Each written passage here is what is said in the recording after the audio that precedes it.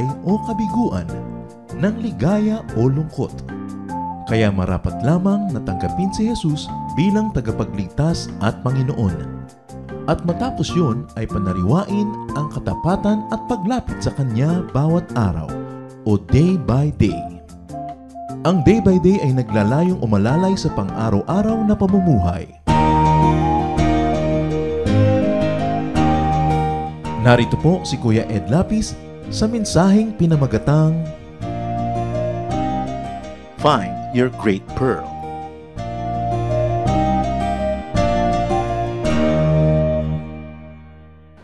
Sabi po sa John 10:10, I came that they may have life and have it to the full. But life cannot be full without God's great blessings.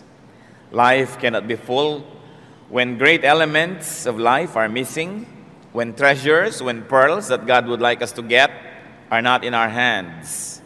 What pearl could you be missing? Yan po ang ating pag-aaral ngayon, pinamagatan nating Find Your Great Pearl. Salamat po, Ama, sapagkat maaari kaming makapag-aral na yung salita ng buong laya. Salamat sa kalayaang umawit, sumayaw, tumugtog, magpuri, tumawag sa inyo. Salamat sa iyong walang sawang pagdinig sa aming mga panalangin, pagbibigay sa amin na aming mga kailangan.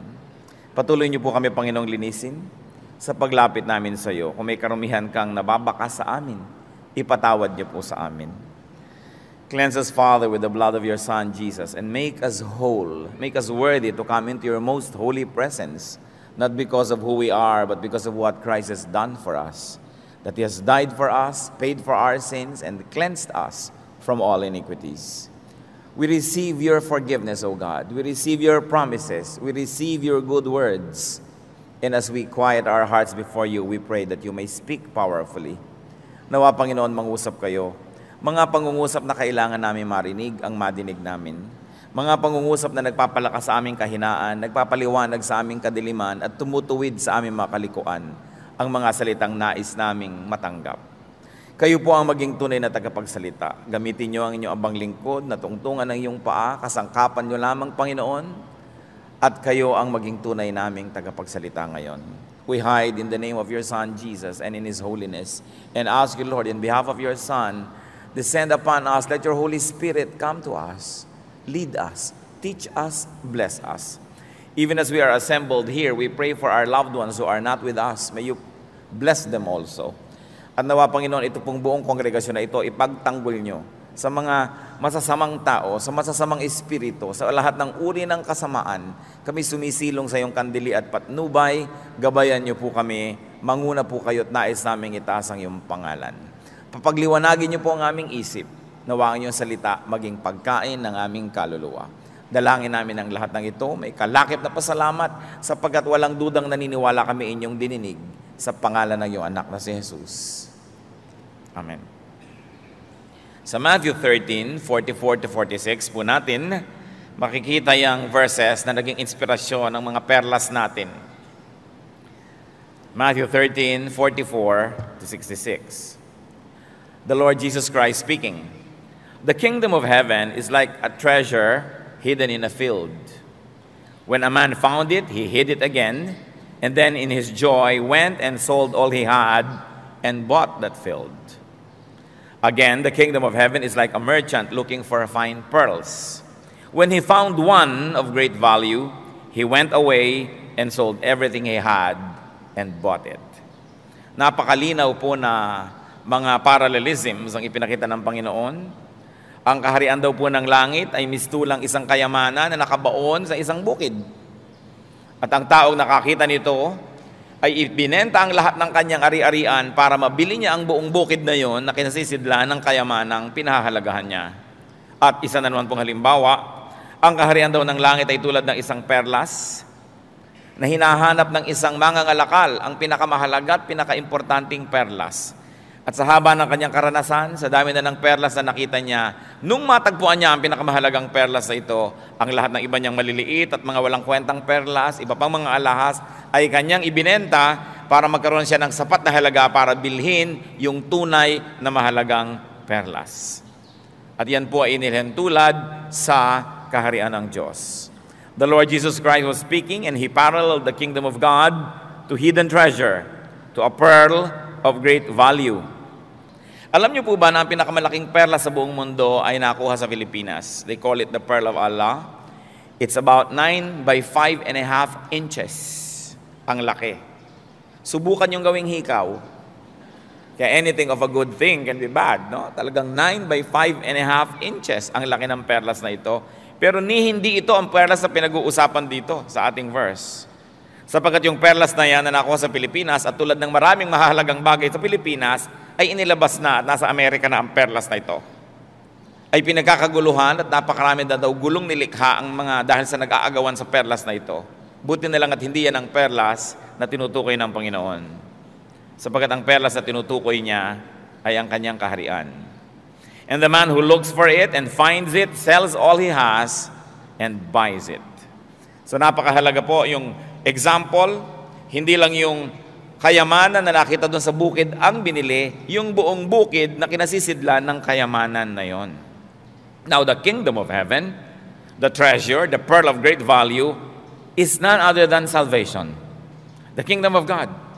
Kaligtasan ng kaluluwa, buhay na walang hanggan.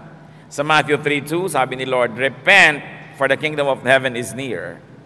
Sabi ni John the Baptist lagi, repent, for the kingdom of heaven is near. So ang kingdom of heaven na pinag-uusapan, yung totoong langit, yung pinupuntahan ng mga ligtas, yung kaharian ng Diyos. Matthew 8:11, I say to you that many will come from the east and the west, and will take their places at the feast with Abraham, Isaac, and Jacob in the kingdom of heaven. So paano naman tayo makakaupo sa isang hapag kasama si Isaac, Jacob, Abraham, kung hindi ang tinutukoy yung darating pang kaharian ng Diyos na nakalaan sa mga nananalig sa Diyos at mga ligtas. Therefore, we're talking about salvation here. Eternal life is worth more than all earthly things that man values, seeks, collects, and hoards. Mas mahalaga ang kaligtasan ng kaluluwa sa lahat ng uri ng kayamanang hinahangad dito sa lupa. Kaya ang sabi sa Mark 8:37, what can a man give in exchange for his soul? Kuminsan kahit gaano nakahirap magpayaman ng isang tao, pag nagkasakit na, lahat ng kayamanan uubusin, guminhawa lang, gumaling lang. At kung babayan tayo sa kagalingan ng ating katawan, anong hindi natin handang ibayad para maligtas ang ating kaluluwa? So yan ang unang-unang tinutukoy, yung darating pang kaharian, yung kaligtasan na naghihintay sa mga anak ng Diyos. But the kingdom of heaven can also be life on earth that has been saved and is actually saved from earthly dangers. In other words, life on earth that is heavenly. Another level of meaning of the kingdom of God. The first level is the most obvious, the most literal, the kingdom of heaven which is yet to come. And yet there is also a part of that kingdom that has already come. Paulit-ulit kuminsan sinasabi ng Panginoon, the kingdom has already come. Pero hindi pa naman bumaba yung langit na dala-dala ng mga anghel. Hindi pa natin nakita yung mga ulap-ulap at hindi pa natin kasama yung mga saints of the olden days. So ano yung kingdom that has come?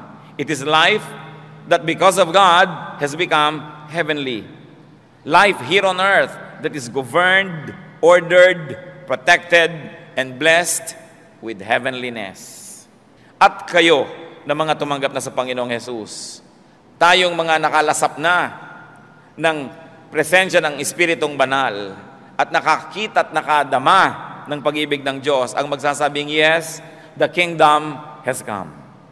May iniintay pa akong talagang literal kingdom ng Diyos, pero meron ng advance yan, yung nararamdaman ngayon ng bawat Kristiyanong nananalig, nananalangin, gumagawa ng mga gawain ng Panginoon, nagtatanggal ng mga kasalanan, nagsusuot ng kalinisan ng Diyos, napapalitan ng ating mga agam-agam ng katiyakan, ng ating mga alalahanin, napapalitan ng kapayapaan.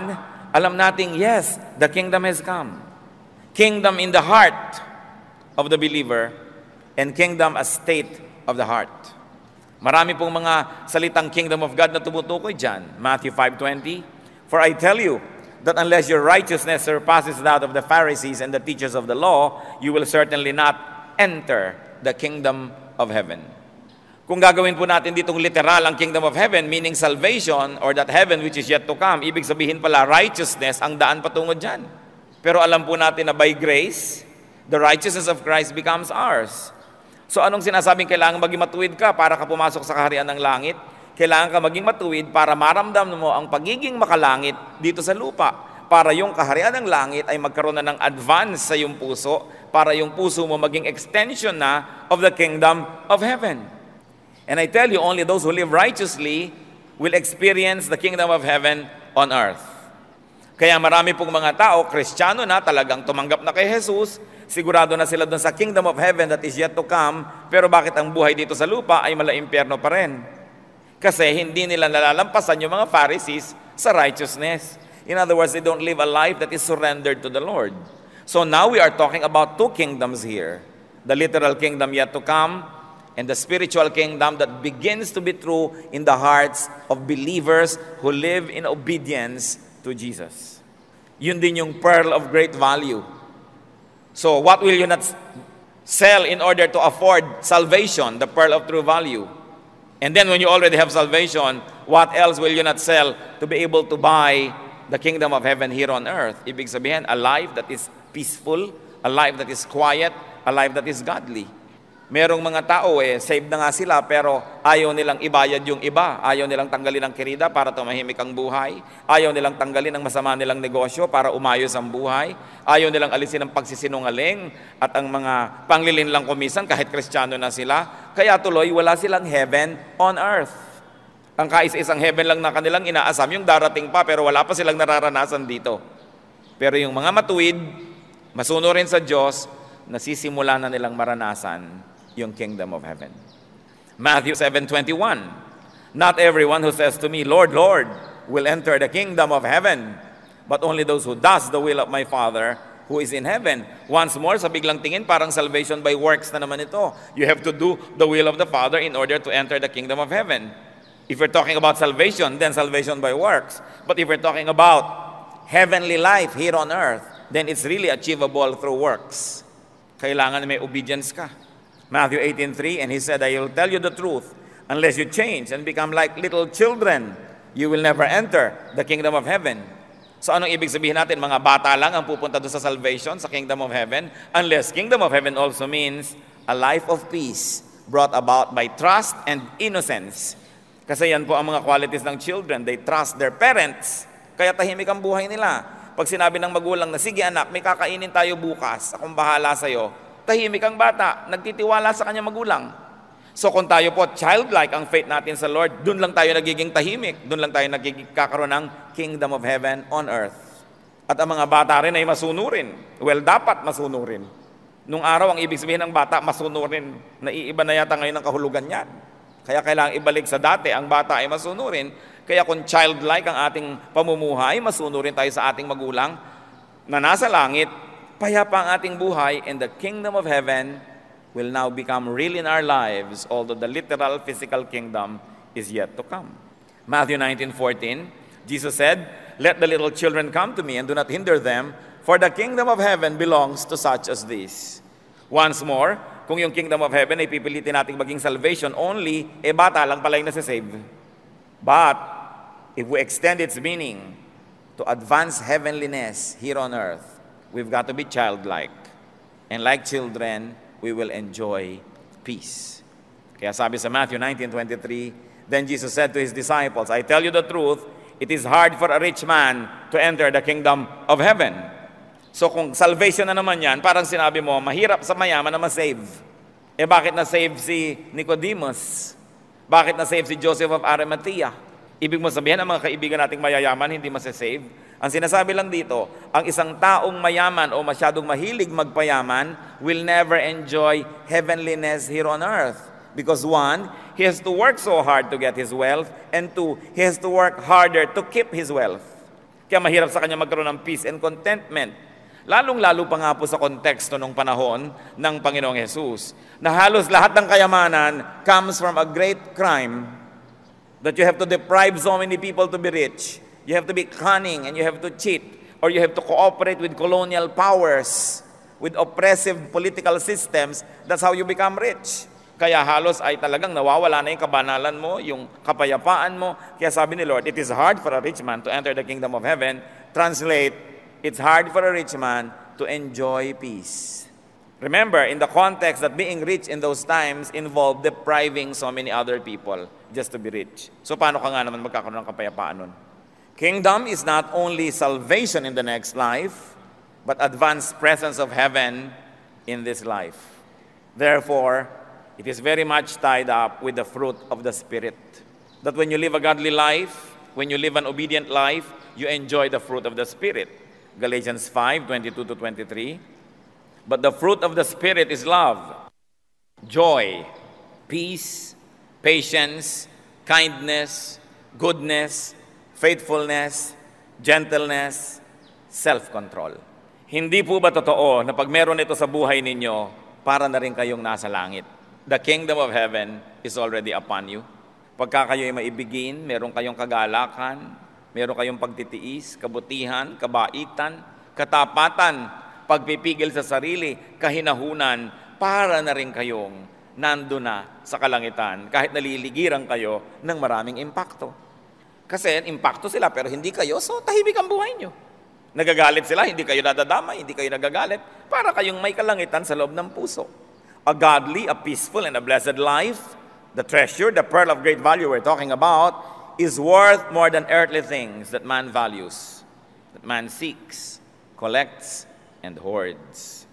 Kaya sabi sa Matthew 16:26, what good will it be for a man if he gains the whole world, yet forfeits his soul?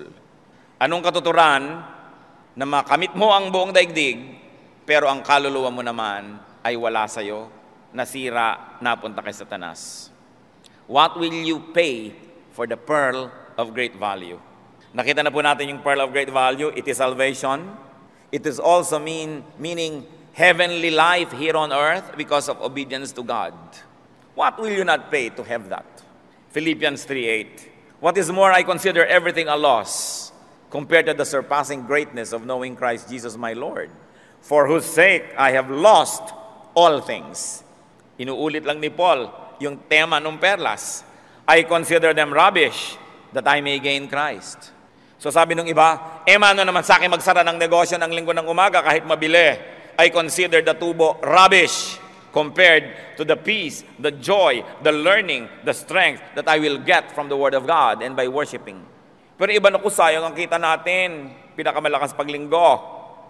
So hindi tayo willing magbayad. Kay Lord na yung perlas niya, atin na yung perlas natin.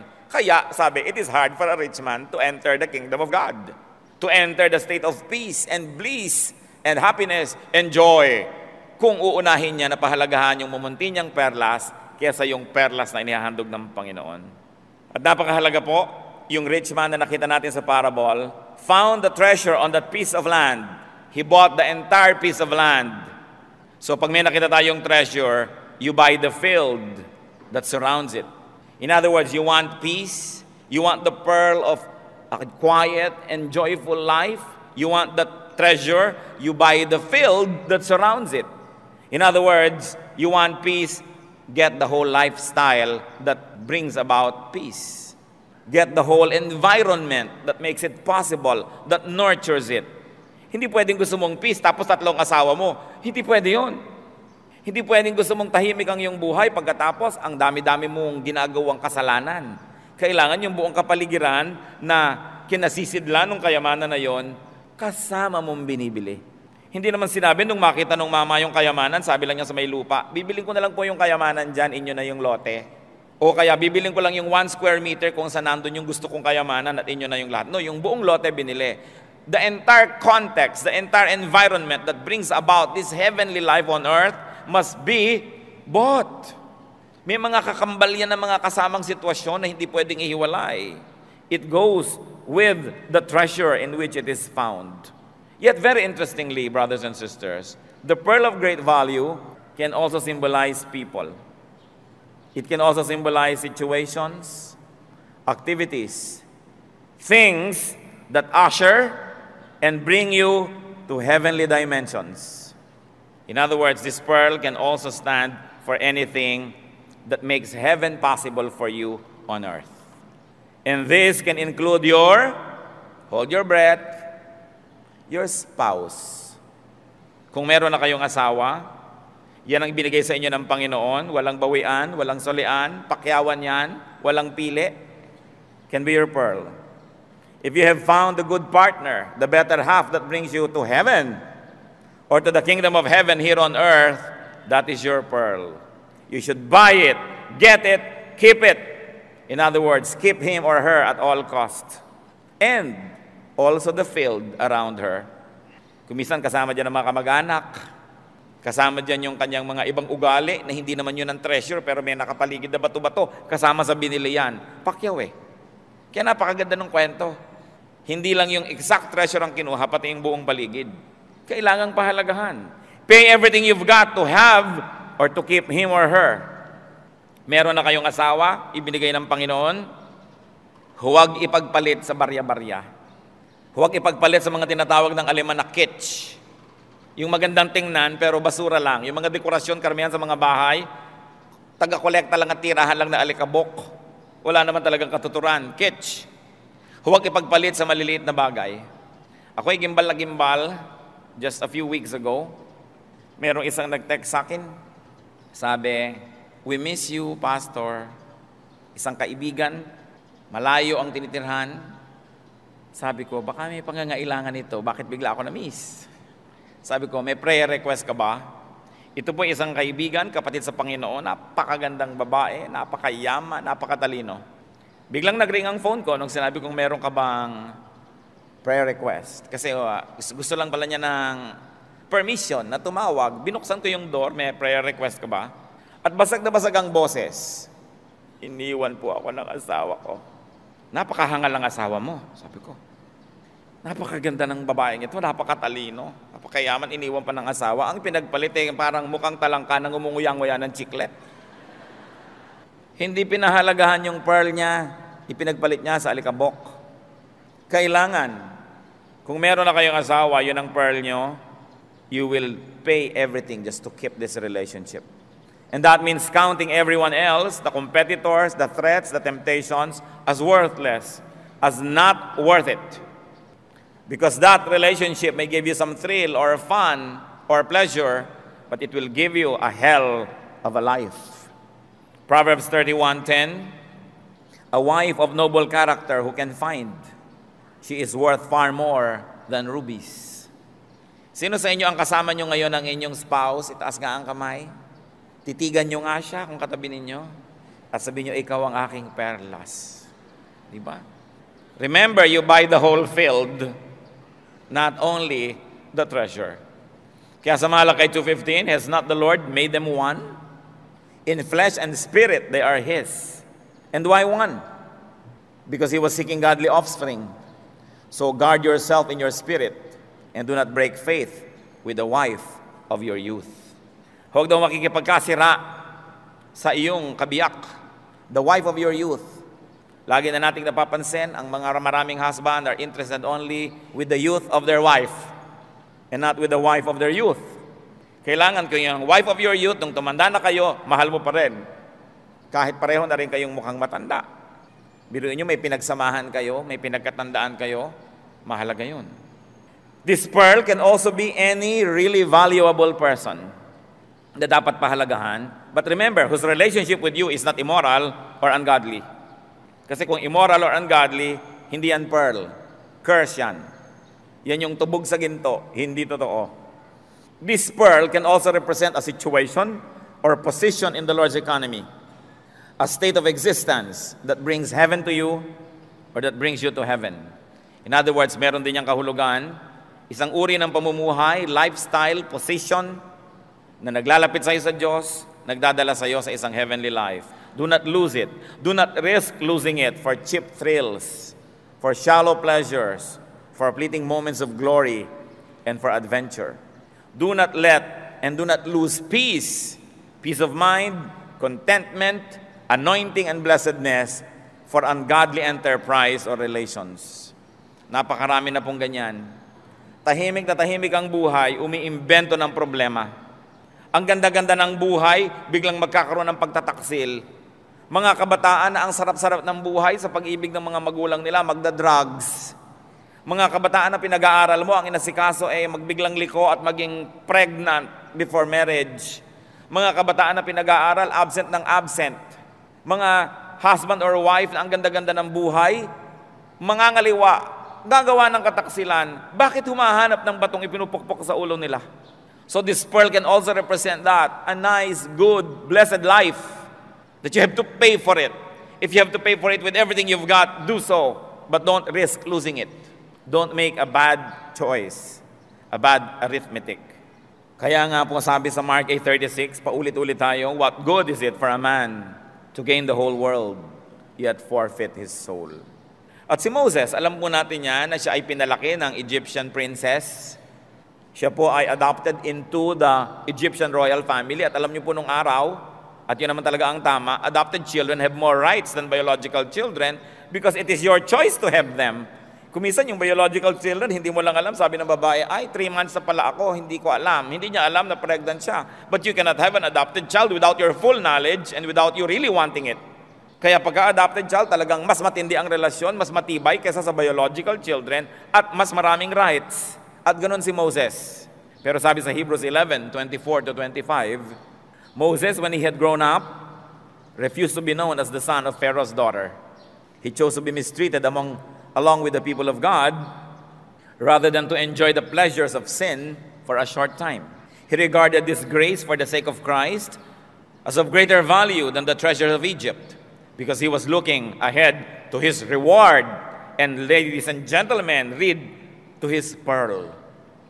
Hindi inalintana ni Moses na siya ay mapabilang sa mga alipin, at tinalikuran niya ang kayamanan na pansamantalang ibinibigay ng Ehipto sapagkat alam niya na hindi siya pwedeng maging tunay na kasangkapan ng Diyos kung mananatili siya sa panig ng mga Egyptians.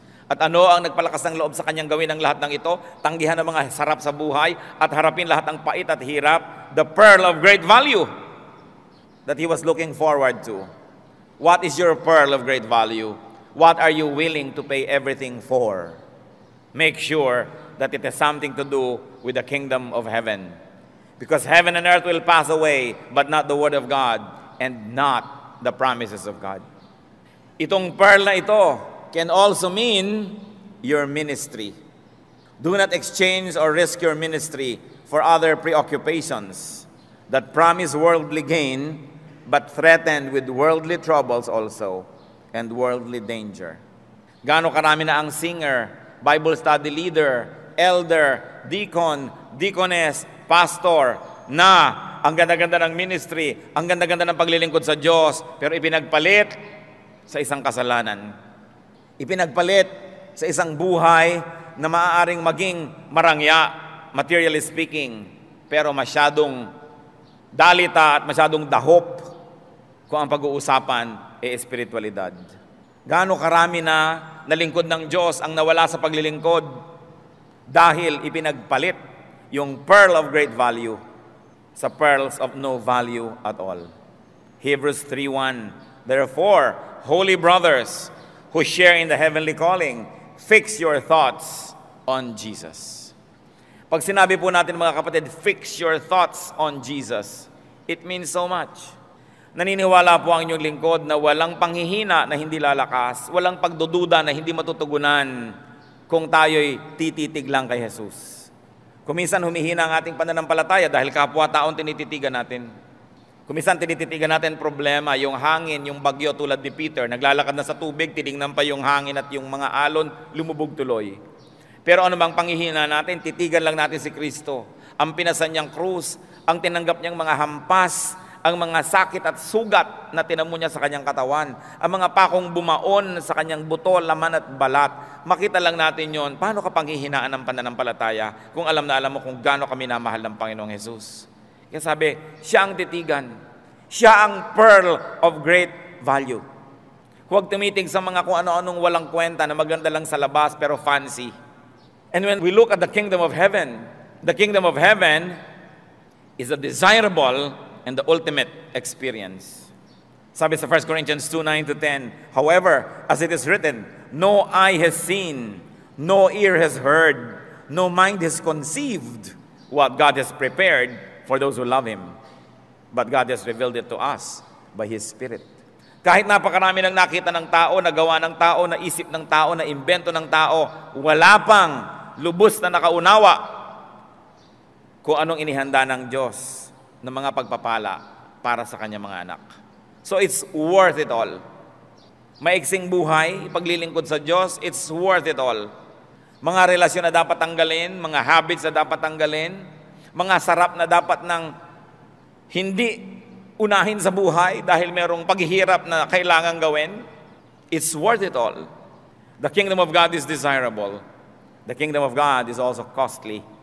It is gained only by losing its enemies, by losing its antithesis, by losing its opposite, which is the kingdom of hell. Church, listen. Listen. Listen well. Many people do not enjoy the kingdom of heaven because they prefer the kingdom of hell to it. Yun lang yun. Dalawa lang naman yung pinagpipilian eh. Ang nakakapagtaka, hindi naman kailangan maging sobrang matalino para maisip na bakit mo gugustuhin ang kingdom of hell samantalang may kingdom of heaven. And it is gained by buying the whole field around it, the whole lifestyle, the whole context. Matthew 9:17, neither do men pour new wine into old wineskins. If they do, the skins will burst, the wine will run out, and the wineskin will be ruined. No, they pour new wine into new wineskins, and both are preserved. Hindi daw naglalagay ng bagong alak sa lumang sisidlan. Yung lumang sisidlan po kasi mga balat ng hayop na tinahitahin nila yung mga dulot gilid para makapag-imbak sila ng liquid. At pagka meron ng lumang lalagyan, nilagyan mo ng bagong alak, mapipila, sasabog, masisira yung lalagyan, matatapon ng laman, sayang lahat. Sabi niya, kung meron kang bagong alak, kailangan mo ng bagong sisidlan. Mga kapatid, kung meron tayong new life, kung meron tayong new spirit, kung meron tayong born again experience, it is new. You need a new container for it. You need a new lifestyle for your new spirit. Hindi pwedeng na born again ka na, kumilala ka na sa Panginoon, meron ka ng bagong buhay, tapos old lifestyle. Hindi yan compatible. Sabi, pare-pareho lang masisira. Yung sisidlan at yung inilalagay, sayang pareho. A new life. Those who found a new pearl will have a new life, a new lifestyle, new values, mga bagong pagpapahalaga, mga bagong pinahahalagahan at tinatalikuran ang lahat ng may kinalaman sa dating buhay. Kailangang mamili. Matthew 6:24, no one can serve two masters. Either he will hate the one and love the other, or he will be devoted to the one and despise the other. You cannot serve God and money. Kailangan ka na mamili. Hindi pwedeng ipinagpapalit ang Diyos sa pera. Hindi pwedeng ipinagpapalit yung calling ng Diyos sa mas maraming pera. Hindi pwedeng ipinagpapalit ang ministry sa tawag ng pera. Sabi, mahirap yan. Kailangan pumili ka. Pinakamahirap po sa buhay yung nagdadalawang loob.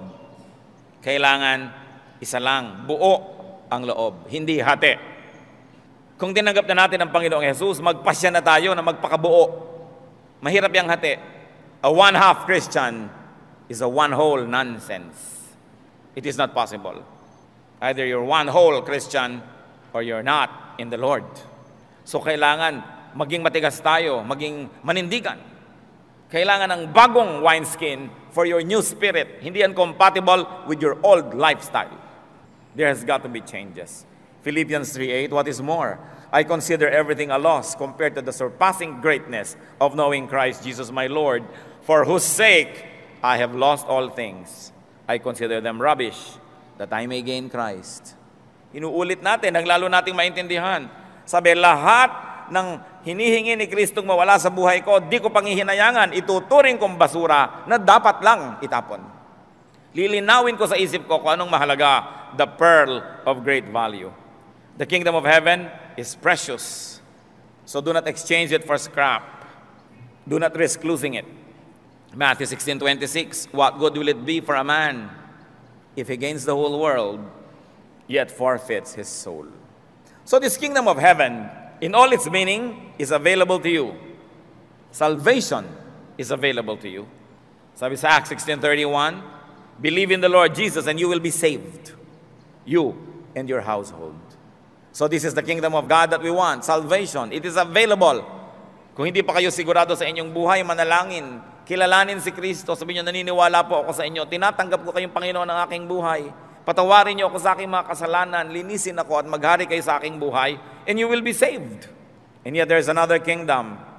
heaven on earth, it is also available to us. Heaven on earth, transcendent life. Yung buhay na nalalampasan ang mga balakid ng mundo. Nakakatawid ng mga dingding, lumilipat-lipat ng mga building nang hindi dumadaan sa pinto. Transcending what physical barriers will not permit you to do. It is possible for us. Hindi yung literal, baka naman tumawid kayo sa mga pader, mangod-good kayo, sisihin nyo ko. Ibig sabihin, yung mga dating hindi natin kayang gawin na kabanalan, nagagawa yan. Yung dati nating hindi matalikuran kasalanan, natatalikuran yan because of the power that the children of God receive.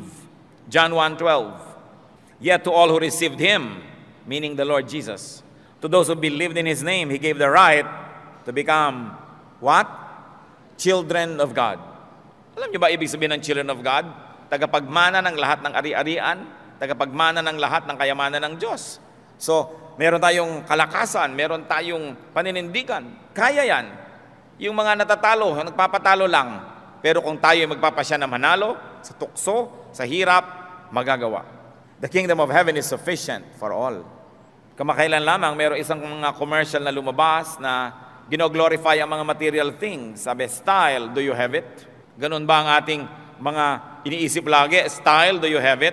Ang dapat natin itinatanong, heaven, do you have it? The kingdom of God, do you have it? This is what matters. When life ends, you will go to only two choices. The kingdom of Satan or the kingdom of God. And even in the kingdom of Satan, he will not be king anymore. Siya nga ang number 1 na parurusahan doon. Dito rin sa lupa, choice mo, anong life mo? Parang impyerno o malalangit? It's a matter of choice. So pray for the kingdom of heaven. Pray for your spouse, your pearl also, your godly lifestyle, your ministry.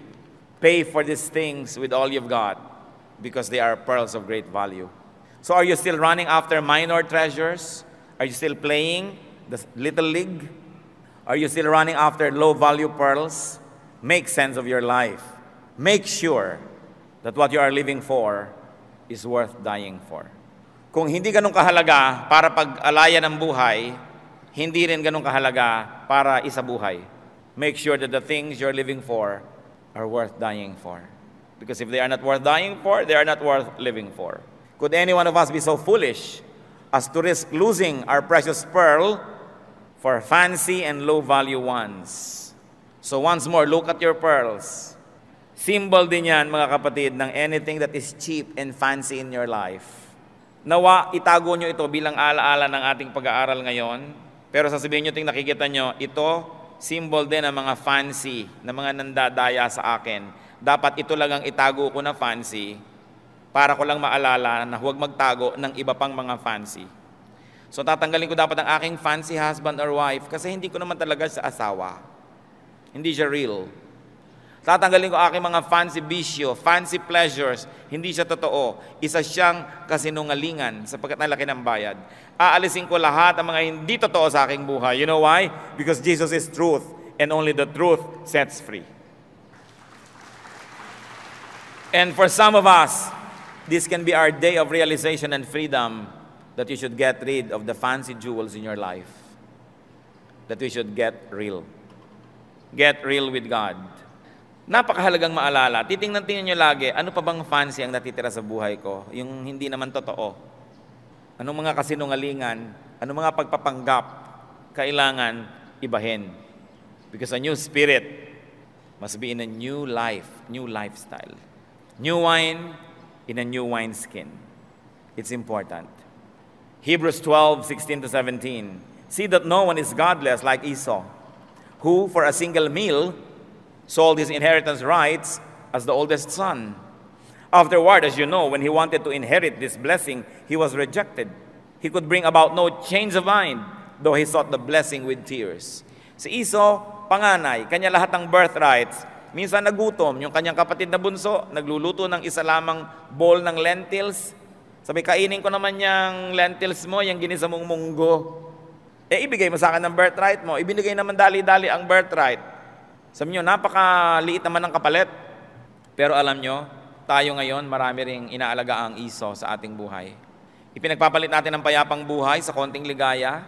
Isinusugal natin ang ating katahimikan at kabanalan sa konting kasalanan, sa konting pleasure. Mali. Think of your treasures and thank God for your treasures. Thank God for your salvation. Thank God for your new life. Thank God for all the treasures that God has given you. Your spouse, your children, your parents, your ministry. Pahalagahan ang lahat ng ito because they are heaven sent. And remember, as you want to keep treasures, be a treasure yourself. Hindi ka rin dapat fancy sa pakikitungo mo sa mga tao. Hindi ka rin dapat fake. Be a real gem. Because you want only real gems in your life, be a gem in someone else's life. We ought to be helping one another. Heavenly Father, thank you for your goodness, for your mercy, for your reminders.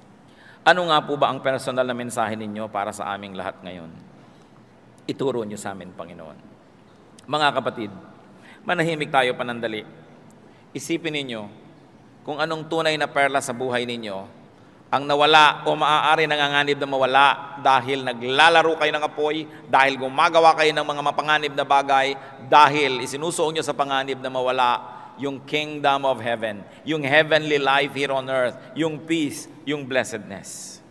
At kung meron tayong kasama na hindi pa kayo nakakatiyak na tinanggap yung Panginoon sa inyong buhay as Savior and Lord, do it now. He is only a prayer away. Manalangin kayo.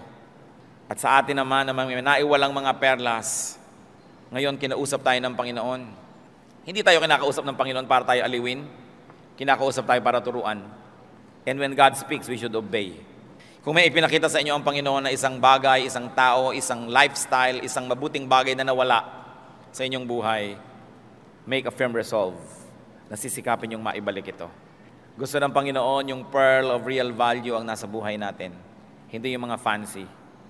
Kung may mga fancy sa atin, mga hindi totoo, mga pagpapanggap na nakakasama sa iba, nakakalinlang, alisin natin ito sa ating buhay so that we will really enjoy the pearl of great value. Manalangin, panandalian, manahimik, at tawa ang pagpapala ng Diyos maganap na ibigay sa ating lahat sa umagang ito.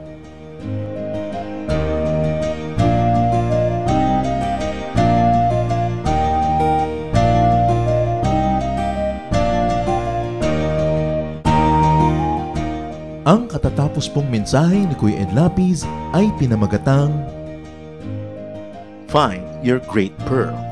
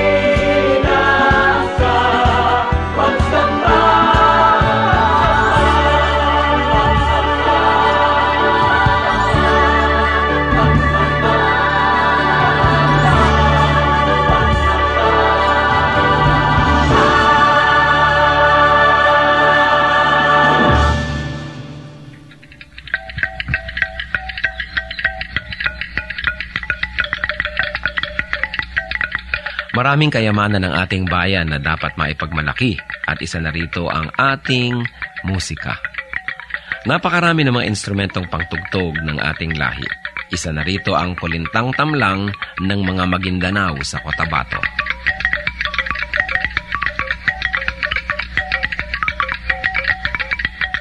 Ang kulintang tamlang ay instrumentong pangmusika at yari sa 8 piraso ng kawayan na inilatag ng sunod-sunod ayon sa haba at tono.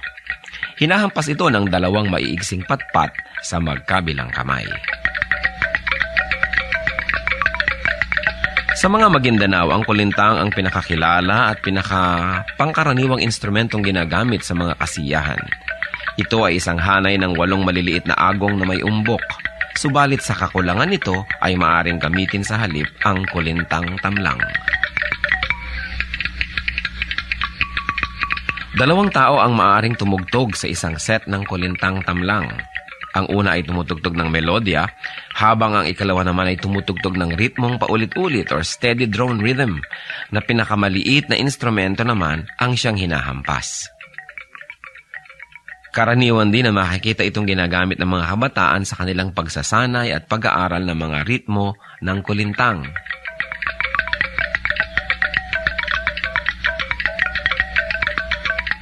Yan ang kulintang tamlang ng mga Maguindanao sa Cotabato. Kayamanan hindi lang ng Maguindanao, kundi ng buong bayan. Marapat isuko sa Panginoon at gamitin sa paglikha ng musika sa pagsamba sa Kanya.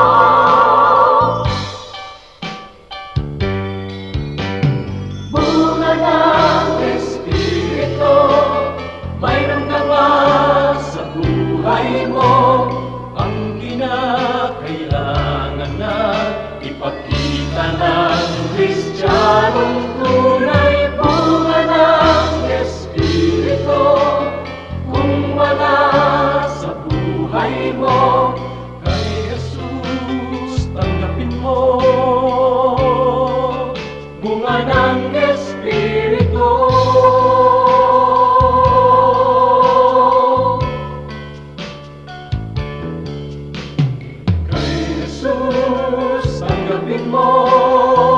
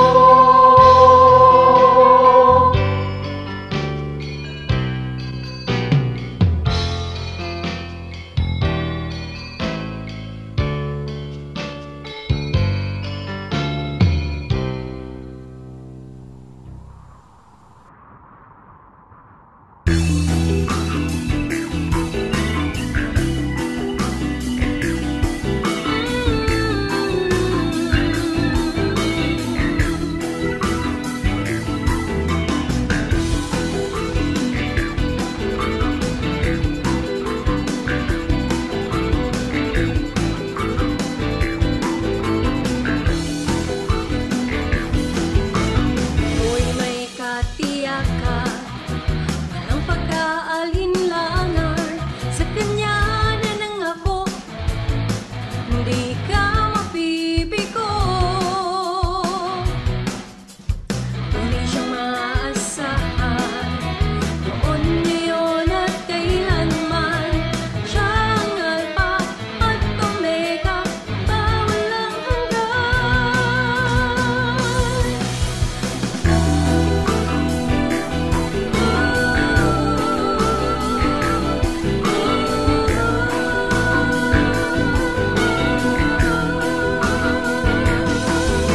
Ako'y may katiyakan, walang pagkaalinlangan. Sa Kanya na nangako, di ka mabibigo. Tunay siyang maaasahan, noon, ngayon at kailanman. Siya ang Alpha at Omega, walang hanggan. Ang Diyos na di buhay, ang Diyos na di buhay, ang Diyos natin ay buhay, magpakailanpaman. Ang Diyos na di buhay, ang Diyos na di buhay, ang Diyos natin ay buhay, magpakailanpaman.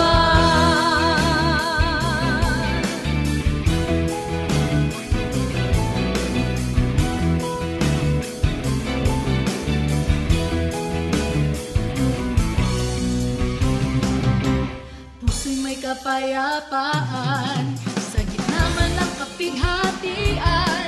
Pagkat siya ang kasama, ako'y di mangangamba. Purihin ka, O Diyos, kataas-taasan. Purihin ka, Jesus, magpakailanman. Siya ang Alpha at Omega, makapangyarihan. Ang Diyos na di buhay, ang Diyos na di buhay, ang Diyos natin ay buhay, magpakailanpaman. Ang Diyos na di buhay, ang Diyos na di buhay, ang Diyos natin ay buhay, magpakailanpaman. Ang Diyos natin ay buhay, ang Diyos natin ay buhay, ang Diyos natin ay buhay, magpakailanpaman. Ang Diyos natin ay buhay, ang Diyos natin ay buhay, ang Diyos natin ay buhay, magpakailanpaman. Ang Diyos natin buhay, siya ay buhay. Ang Diyos natin buhay, ang Diyos natin ay buhay, magpakailanpaman. Ang Diyos natin buhay, ang Diyos natin buhay, ang Diyos natin ay buhay, magpakailanpaman. Ang Diyos natin ay buhay, magpakailanpaman. Ang Diyos natin ay buhay, magpakailanpaman.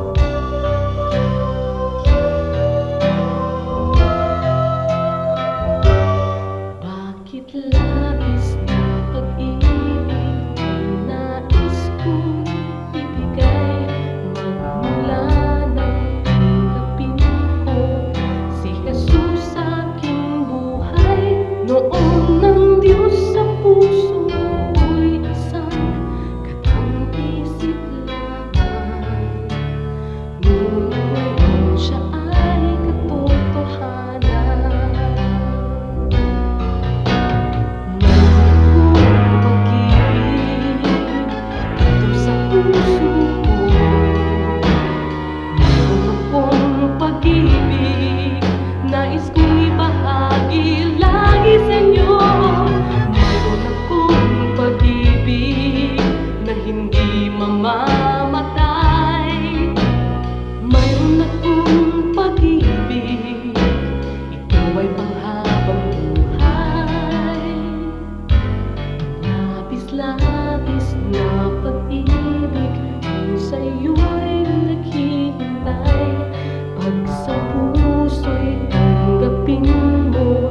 Si Jesus na siyang buhay, noon ng Diyos sa puso, isang katang isip lamang.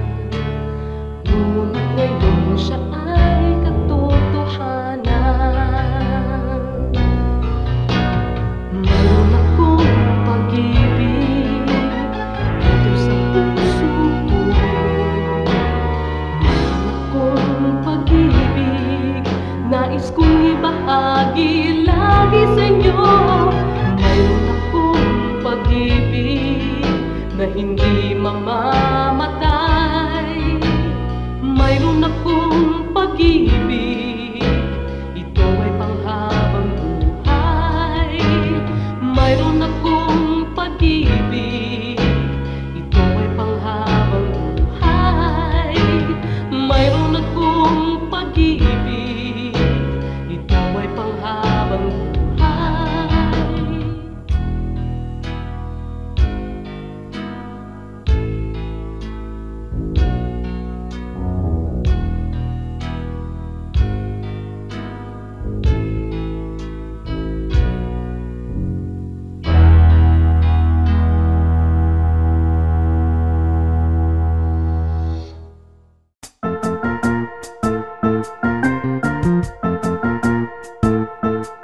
Oras na po para pansamantalang magpaalam ang programang Day by Day. Tayo po'y magsama-sama tuwing ika-6 hanggang ika-7 ng umaga, araw-araw. Magandang umaga po at mabuhay ang Panginoong Hesus!